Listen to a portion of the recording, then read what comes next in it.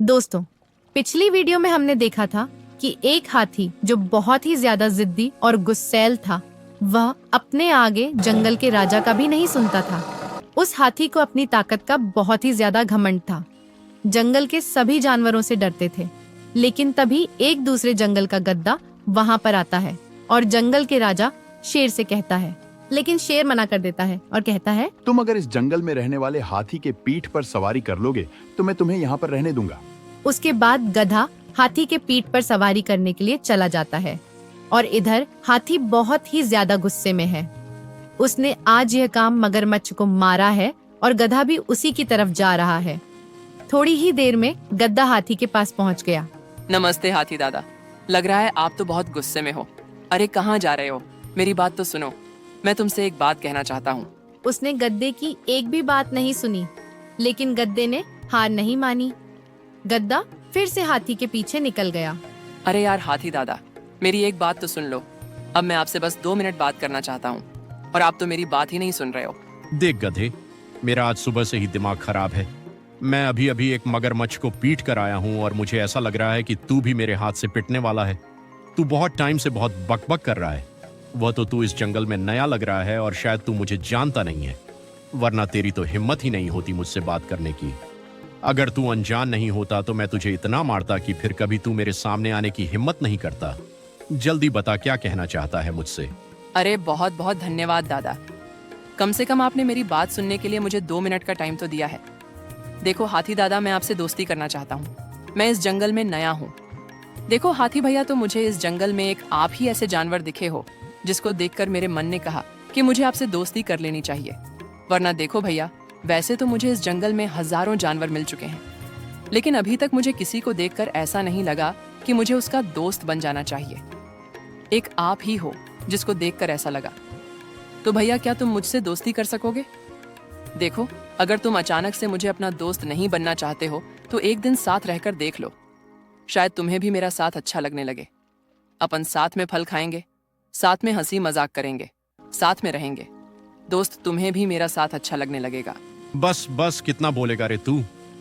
देख गधे, आज तो तूने जाने अनजाने में मुझसे ऐसी बात कर डाली, लेकिन आगे से कभी मुझसे ऐसी बात नहीं करना, समझा? आज तूने पहली बार गलती की है तो मैं तुझे माफ करता हूं।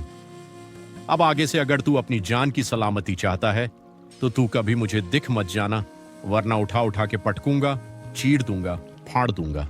आई बात समझ में? फिर हाथी इतना कहकर वहां से चला गया और गधा यहाँ अकेला बैठकर सोचने लगा कि अब क्या किया जाए।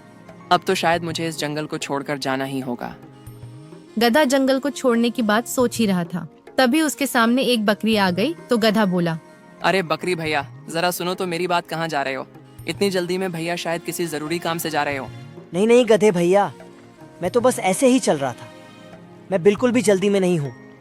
मैं इतनी जल्दी जल्दी चलता ही हूँ तो सभी जानवरों को लगता है कि जल्दी में कहीं जा रहा हूँ। अच्छा, तो ऐसी बात है भैया। वैसे बकरी भाई, इस जंगल में बहुत से ऐसे जानवर हैं जो तुम्हारी बुराई करते हैं। अभी अभी वह बड़ा हाथी है ना, जो किसी से भी नहीं डरता है, वह अभी अभी तुम्हारी बहुत बुराई कर रहा था। बोल रहा था, मैं तो किसी से भी नहीं डरता हूँ। मैं तो जंगल के राजा शेर से भी नहीं डरता हूँ। मैं तो शेर से भी लड़ने के लिए तैयार हो जाता हूँ। लेकिन ये जंगल के हिरण है ना, ये बहुत डरपोक है। ये तो हमेशा किसी ना किसी जानवर से डरते रहते हैं। अच्छा, ऐसा कहाँ उसने मेरे बारे में? कौन कहता है कि हाथी किसी से नहीं डरता है? डरता तो हाथी भी है। बस बात इतनी सी है कि इस जंगल में कोई भी उसका मुकाबला करने वाला नहीं है। उसमें ज्यादा ताकत है, लेकिन हाथी भी डरता है। हाथी अगर शिकारी का नाम सुन ले तो थर थर कांपने लगता है। एक बार बाहर से कुछ शिकारी आए थे और उन्होंने इसी हाथी के भाई को जाल में फंसा लिया था और फिर उसके दोनों दांत निकाल लिए थे और फिर उसके भाई को मार दिया था। तब से यह भी शिकारियों का नाम सुनते ही कांपने लगता है। फिर बकरी वहां से चला गया और गधा के मन में एक विचार आया और उसने एक प्लान बनाया। फिर गधा शेर महाराज के पास पहुंचा और शेर महाराज से उसने कहा, देखो शेर महाराज, आपने जो कुछ वादा किया था, आप उस वादे से मुकर मत जाना। क्योंकि शेर महाराज, आपने कहा था कि मुझे हाथी की सवारी करनी होगी, तो मैंने हाथी की सवारी करने का पूरा प्लान बना लिया है। अब बस आपका चलना बाकी है। आप जब बोलो तब मैं आपको वहां ले चलूंगा। और आपके सामने ही हाथी की सवारी करूंगा। मैं बस एक बार हाथी की सवारी कर लूं, फिर मुझे जंगल में रहने से कोई नहीं रोक सकता है। आपने यही बोला था मुझसे। हाँ हाँ गधे, तुम टेंशन क्यों ले रहे हो? मैंने जैसा बोला था वैसा ही होगा। मैं कोई लोमड़ी नहीं हूं जो अपनी बात से मुकर जाऊं। मैं इस जंगल का राजा बब्बर शेर हूं। मेरी जान ही क्यों ना चली जाए, लेकिन मेरी बात रहनी चाहिए। मैं कभी भी ऐसा नहीं करता हूं कि बोल दिया कुछ और कर दिया कुछ। अगर तू कल हाथी की सवारी करता है तो फिर तू हमेशा मेरे साथ रहेगा और मैं तुझे मान जाऊंगा कि तू एक बुद्धिमान गधा है। अरे हाँ हाँ महाराज, क्यों नहीं, मैं कल ही उस हाथी की सवारी करके दिखाऊंगा। फिर अगले दिन जंगल का राजा शेर और गधा दोनों हाथी के पास निकल गए और बहुत टाइम हो गया और हाथी कहीं भी नहीं मिल रहा था। शेर और गधा दोनों जंगल में इधर उधर हाथी को ढूंढ रहे थे और भटक रहे थे। तभी शेर को बहुत गुस्सा आया और शेर बोला, क्यों रे गधे, तू मुझे गधा समझता है? क्या तू मुझे उल्लू बना रहा है? जब तुझे हाथी की सवारी नहीं करनी थी तो मुझे यहाँ लेकर क्यों आया है? जब तू इतने दिन से हाथी के पीछे फिर रहा है, उसकी सवारी करने के लिए तो तुझे इतना पता नहीं रहता कि वह कहाँ रहता है, क्या करता है, कहाँ मिलेगा। अरे यार, आज तो शनिवार है। आज तो हाथी ऊंचे पीपल वाली पहाड़ी के पास घूमने के लिए जाता है। मैं तो भूल ही गया था। वह क्या है ना महाराज, वह हाथी पता नहीं क्या करता रहता है। मेरी तो कुछ भी समझ में नहीं आता है। वह सोमवार को कहीं और जाता है, मंगलवार को कहीं और जाता है, बुधवार को कहीं और जाता है। ऐसे ही हफ्ते के 7 दिन अलग अलग जगह घूमने के लिए जाता है। और आज शनिवार है तो वह पक्का पीपल वाली पहाड़ी के पास ही मिलेगा। चलो शेर महाराज, आप किसी ऊंचाई पर खड़े हो जाओ और देखो कि मैं उस घमंडी हाथी की सवारी कैसे करता हूँ।